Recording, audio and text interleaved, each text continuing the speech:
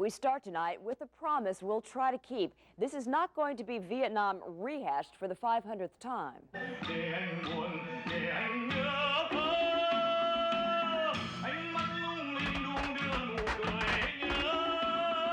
We are the first television journalists from our area to go back to Vietnam since the war.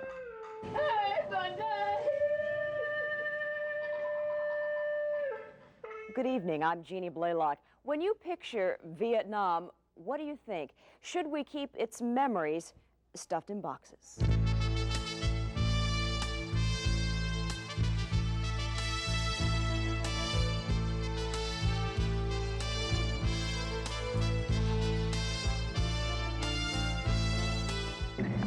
How's his veins over there? His veins are real bad here. You could say, don't show me that. Forget it. Forget it. Forget it. But it happened. And it happened to people we know and we love. James Anthony Marish. And you wonder if they're on that wall because maybe you messed up.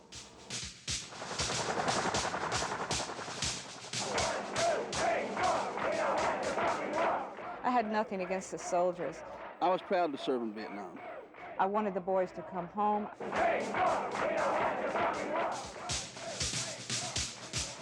My mother, she was worried about me because I was the last child, last man in the family, and she didn't want me to go to Vietnam to get killed.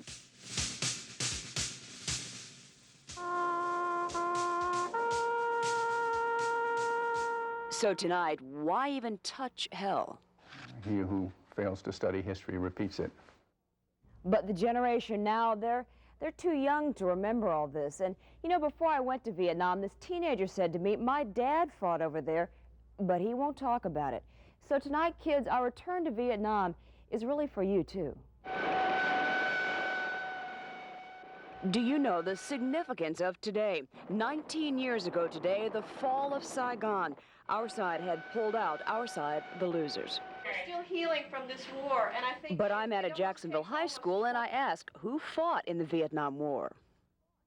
Switzerland and African and British. America and Japanese. How about the Vietnamese? Did they fight in that war? No. Incorrect, but let's try this. Where is Vietnam? Somewhere in the ocean, I guess. I don't know. I have no idea. And veterans tell me some kids look at this. When they say, what's Palmia mean? P-O-W-M-I-A, Palmia. And sure enough, in fact, one student says, must be a foreign language. Pomia, something. This is a war that lasted 15 years, tore this country apart as bad, if not worse, than the Civil War, and there's only one chapter on Vietnam in the history books. One chapter for high school, and there's one other mention for our kids. In middle school, here's the book. You can see it's basically 2 pages, and that's it.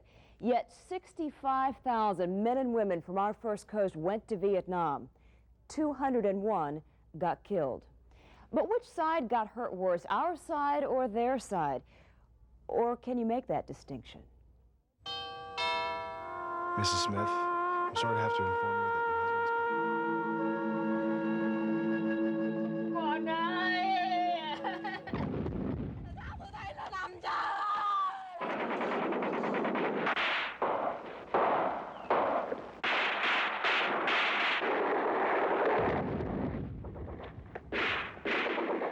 It is graphic, but it's war. And the Vietnamese say, so is this.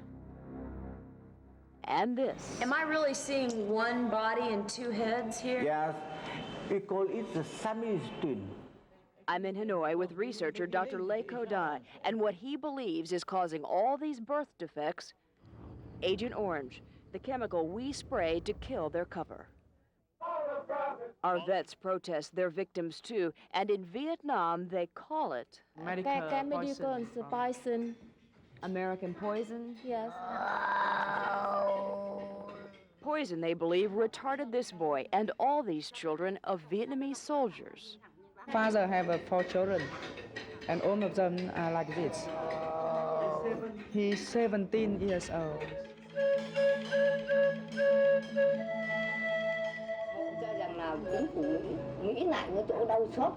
I'm now with Mrs. Tran Thi Lac in Hanoi.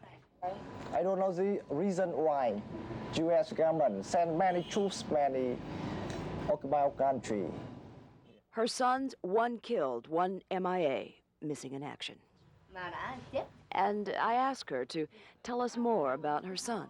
We get to know him. Describe. Yeah. Oh, I'm so sorry. They're hard, the tears, but you're about to watch something for the first time. This picture Jill Hubbs has brought from Jacksonville to Vietnam. Please tell her that my father is also missing from the Vietnam War. How old is he? He was 42 years old.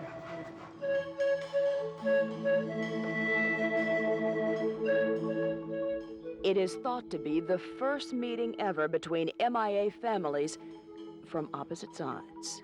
Will you tell her that I would like to give her this picture of my father? Thank you. Thank you. Thank you. But that's not all. Now, look at this. 2 burned every day for her 2 sons. But now she cries out for 3.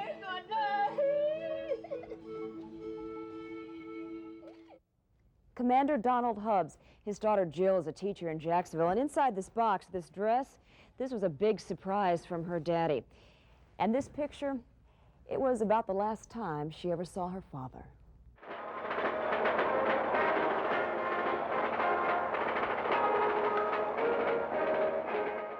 I am honored to take command of the world-famous Black Cat.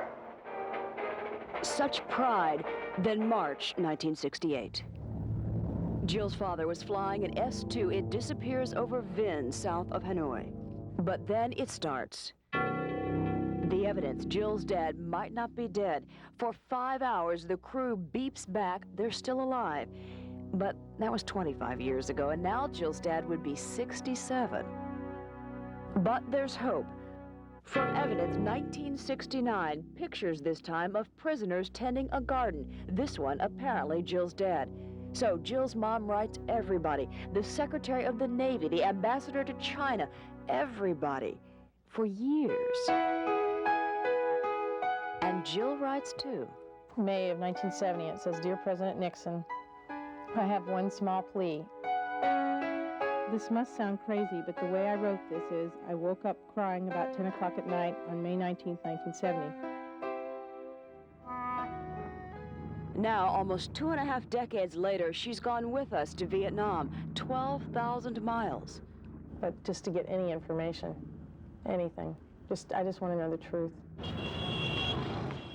But in Hanoi, Jill's plan to just go out and ask, have you seen my father? He'd have 3 scars, here, here, and here. It doesn't work. Because there are some that have names on them. And, So here at Vietnam's Military Museum, she looks for his helmet or his dog tags, anything from the daddy who wrote his little sweetheart. But there is nothing. So, back to the evidence. Jill's family was told not a shred of her dad's plane was ever found, keeping their hopes up he's alive. But in Hanoi, Jill's just found out that's not true. And I was never told that before. It is evidence, Jill learns, our government's had for 25 years. And there's more. New evidence, not proof, but her father's name is on this Vietnamese burial record. U.S. officials admit they've had it for 6 months, but Jill has to get it from the Vietnamese. It's not right to not give families information, especially when their loved one is the one that's made the ultimate sacrifice for the country. Imagine being Jill for 25 years, growing up and wondering, is my father dead? Or is he alive somewhere? And if he's alive, is he being tortured? Tortured as a POW. You may remember these. It seems everybody in my high school back home wore one of these. And if your POW came home, you could send it back to him to show your support. A Jacksonville man named Peter Schoeffel keeps all these in this shoebox, and they were all mailed back to Commander Peter Schoeffel. Nickname Savage. Attack Squadron 15 shot down 10-4-67 and sent to living hell. You can't breathe because your chest is compressed during this process. The process to get our captured boys to talk, handcuffed and shackled. You have to realize that after a little bit of this, you have no support from your own muscles, and so generally be on my side like that, maybe, and sweating so hard that I'd have a pool of sweat under my head, and I'd lean over and suck it up. That is, lick up his own sweat to get some moisture in his mouth. Pete wrote these poems about his torture, tiny little words for such enormous emotion, and he hid them from the communists in his underwear. Here, twisted in a choking, knotted hell, you strove to save your broken pride, and failing, heard its never-ending knell, and mourned you had not died.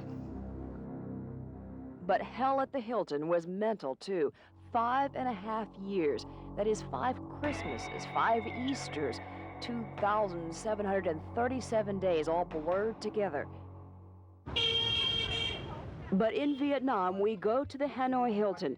And Pete, I'm thinking about you. Because I don't think you expected this news. And the news, they're going to tear down your living hell, rip this down and build a 5-star, $33 million hotel. Luxury on top of torture. Wow. Back home, Pete's thrilled.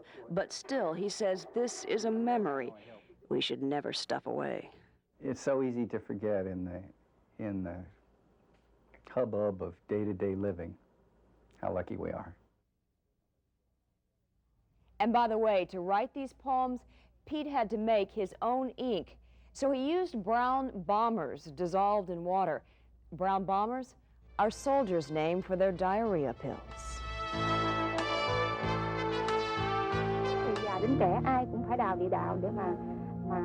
Coming up, the tunnels of Cu Chi. They were filled with poisonous scorpions. Plus, they were booby-trapped.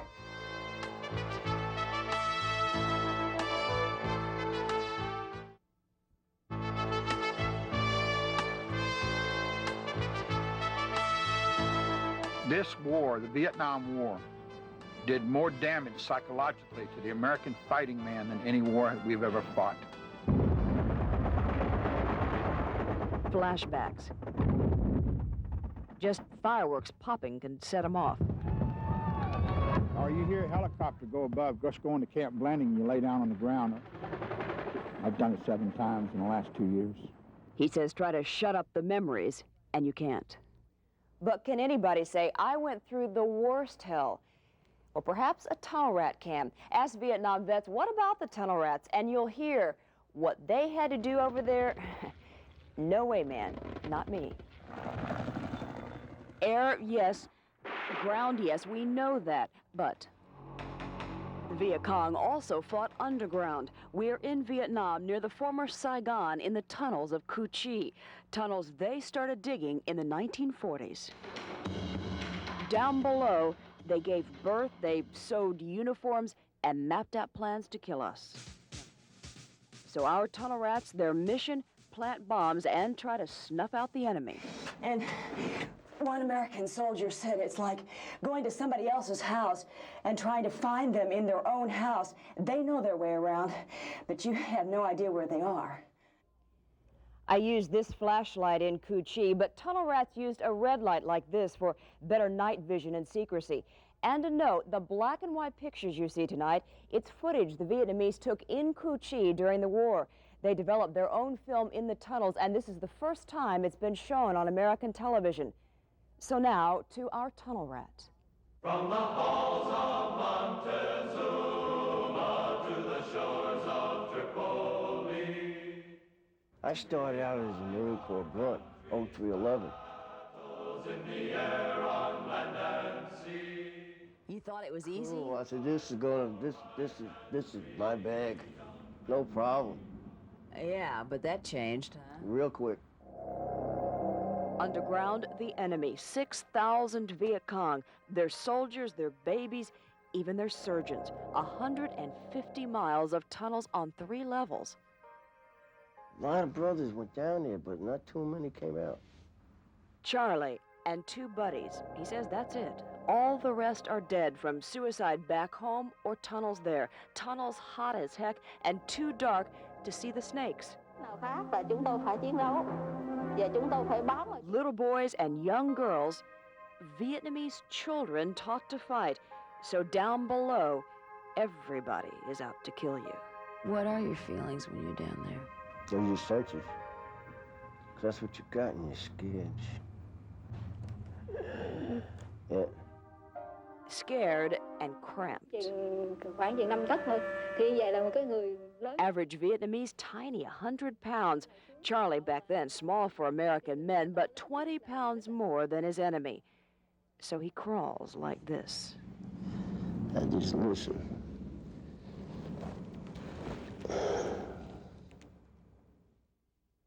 You can hear your blood going through your veins. You can hear your blood going through your veins? What did it sound like?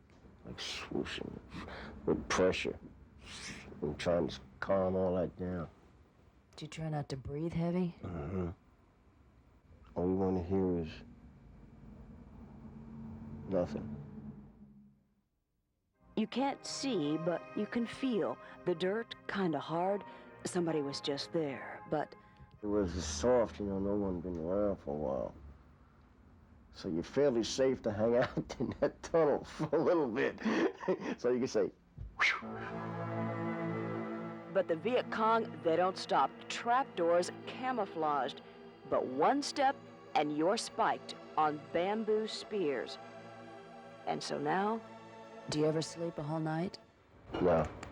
Charlie says he had to kill 13 Vietnamese, but talk about it much?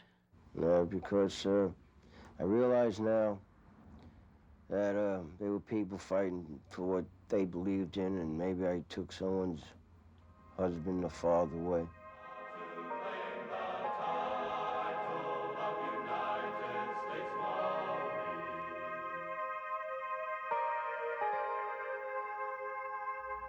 Because we did kill them too.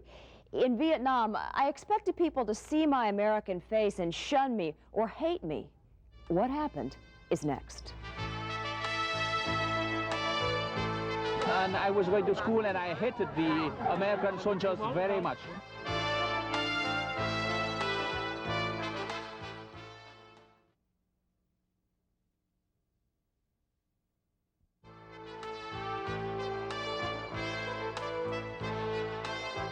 I had people, American army, who killed my uncle.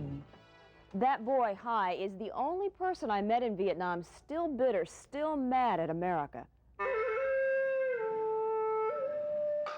In fact, at this market, people say, why is American lady asking about war? It's over. They all know somebody killed. But this is typical, a total stranger touching my hand. I respect her, I love her, because peace is now restored. And now we forgive. Why don't you?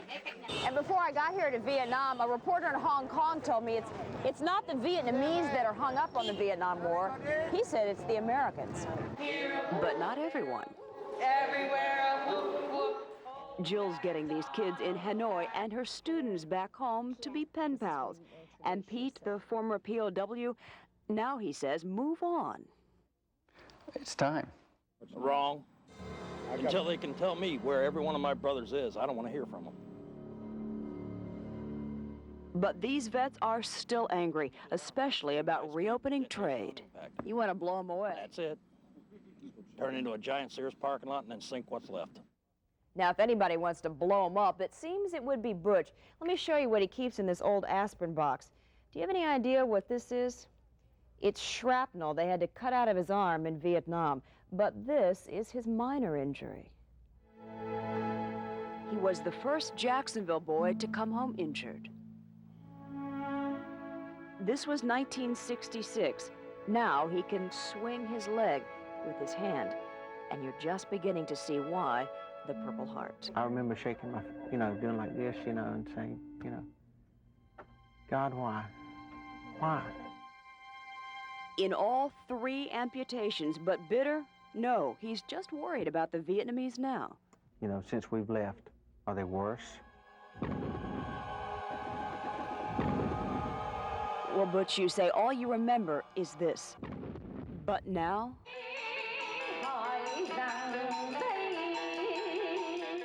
To buy tomatoes, you squat on the street, and to move your bed, you pull it.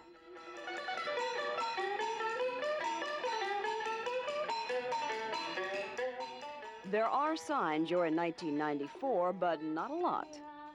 Ziploc bags. Ziploc bags. In fact, you're watching a first encounter with Ziploc bags. And inflation, I'm buying bom, their sweet popcorn. And this is Vietnamese money. The name of it is dong. It looks like I'm rich here, but how much do you think this is worth in American dollars? This whole stack. It's only 60 American dollars. And coins are so worthless, they don't even use them anymore. At medical care, they reuse needles 3 times on 3 different people. Supplies are so short. There always seems to be food, though, and hospitality, but when I ask our hostess for the bathroom, no light, no toilet, just a hole. It's typical. No. But Mrs. Ho, she's so embarrassed we turn off our camera. They do eat dog and pigeon head. It's still a very different culture and still communist. These people, they follow us everywhere. We find out they're communist informants. They get some false report, and photographer Frank McBride and I are accused of being spies. Our room, it's bugged. They threaten to confiscate our video and detain us. But they don't catch on. Our camera is on, and you're watching ministry officials collect a fee, i.e. a bribe. I have to slip them in this paper here, hundreds in cash, to get this stamp. At one point, they accused us of putting some kind of electronic code on our tapes to send secret messages on human rights violations back to America. It was a total lie. Now, this stamp did get us out with most of our tapes, but some of our tapes are still locked right there in that drawer in Hanoi. Apparently, our bribe wasn't enough. But this tape showing the bribe, this one we just showed you, I smuggled it out under my sweatshirt to show you the communist system. Now, you may agree with this, or you may totally disagree, but some veterans say it is the systems, the governments that stink, not the people. So we end tonight with the question, if you do choose to open the boxes, what will you see?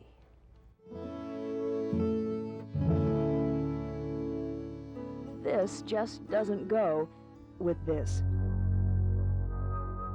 Agony on Hamburger Hill in Vietnam. It's more like Grandma and her apple cobbler than our boys chewed up in battle. But this is a story with pictures you don't put together, things not so familiar. My name is Wyndham. Inside this home in Hanoi tonight, everything is brand new. Let's look here. You go.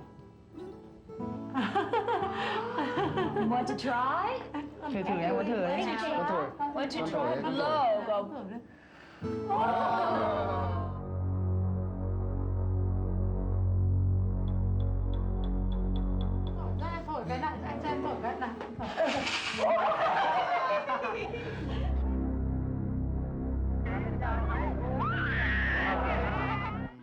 His name is Dien. I love them very much. What? Love. He loves them very much. Love my sons very much. Love your sons very much? Yes, I love my wife too. But right then, meeting his family in Hanoi, I was actually thinking, Don, about you back home. And if you had met Dien 20 years ago, he would have tried to kill you. He fought against America in the North Vietnamese army.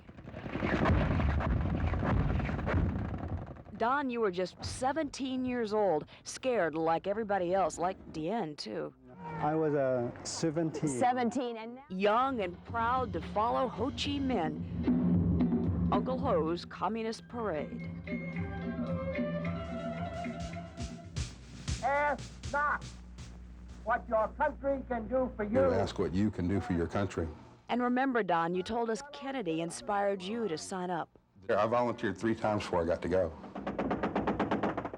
But now you can still picture the horror. A soldier, an American, arms blown off by the NVA, Dienne's army. I see stumps about 6 inches long with bloody bandages with meat sticking out from each side.